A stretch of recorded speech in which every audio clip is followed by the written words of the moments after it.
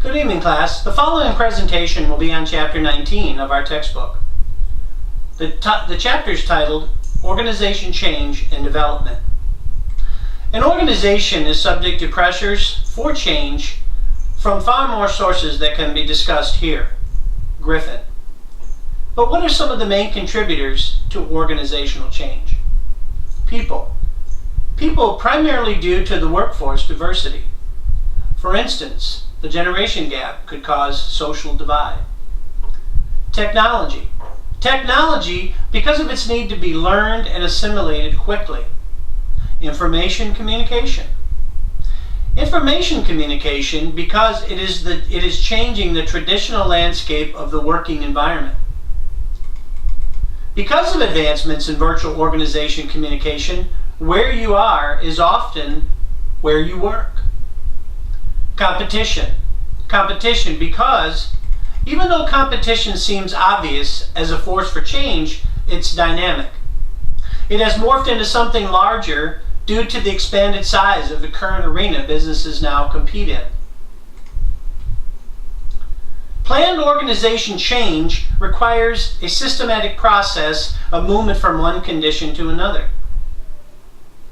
Kurt Lewin suggested that efforts to bring about planned change in organizations should approach change as a multi-staged process. Expected change within an organization is always preferred. But why? Because it allows management to apply systematic change processes. Lewin's change model is the small rope bridge stretched across the Great Canyon of change. Lewin's model here, while seemingly simple to follow, merely attempts to apply a bandage to a potentially large and profusely hemorrhaging wound. In my opinion, Lewin's process, while it works, seems to lack the required support for rapid change. Perhaps because Lewin's model is very simple and straightforward, virtually all models of organization change use his approach. Griffin. Lewin's process is linear, and that is probably why it's in all change models. But in today's fast-paced world of business, shouldn't the change model evolve? Here you see the continuous change process model of organization change. In contrast to Lewin's model, do you see the difference? The continuous change process is a sturdy steel bridge complete with support pillars that bridge the deep canyon of organizational change. The continuous change process has 5 steps, just like Lewin's. However, it dives deeper into the change dynamic. Here we see not only process for change, but the proper supporting pillars for lasting change and change satisfaction.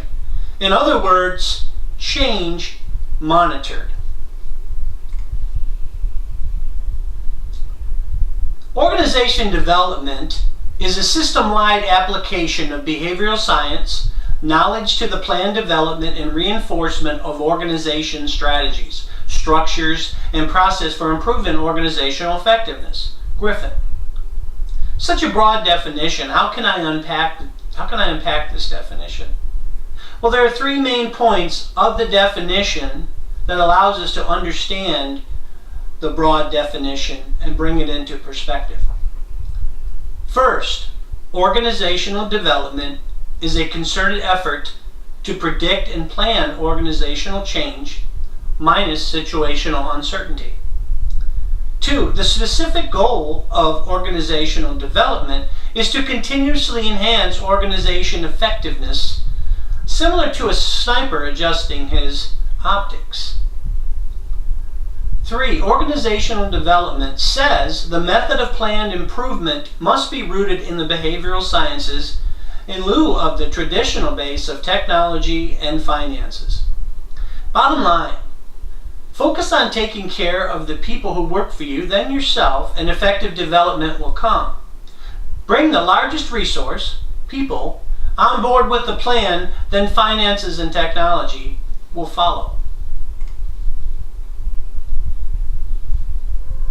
As organization change became the order of the day in progressive organizations around the world, it became clear that all organizational leaders needed to become leaders and teachers of change.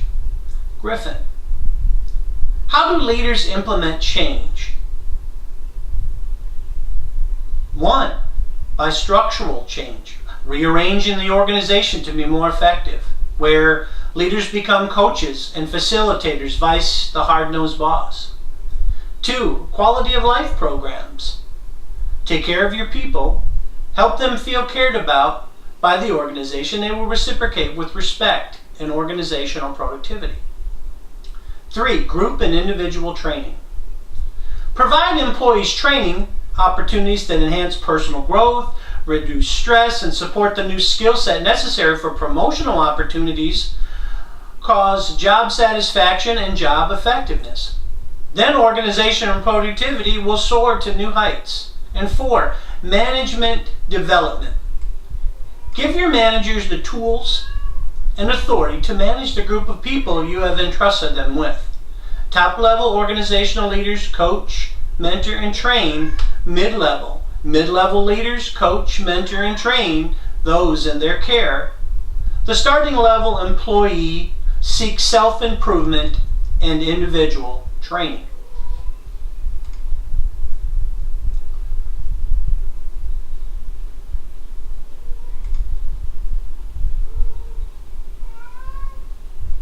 Here are some organizational and individual sources of change resistance.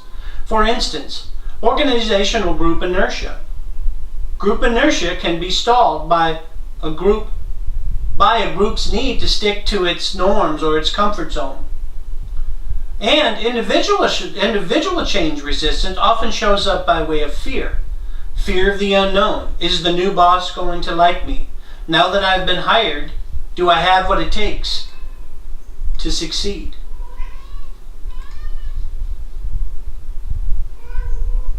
Here are the keys to managing successful organization change and development. A good manager will keep these keys in his or her toolbox. A good manager stays in touch with the world inside and outside the organization. A good manager is a big picture person. A good manager knows not to overwhelm his or her employees. Remember, many small steps of success adds up to overall success.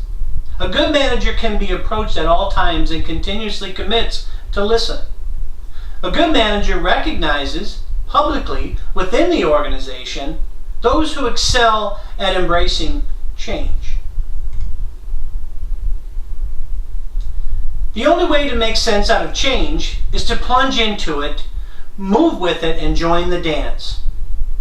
Alan Watts. Are you a person who willingly embraces change?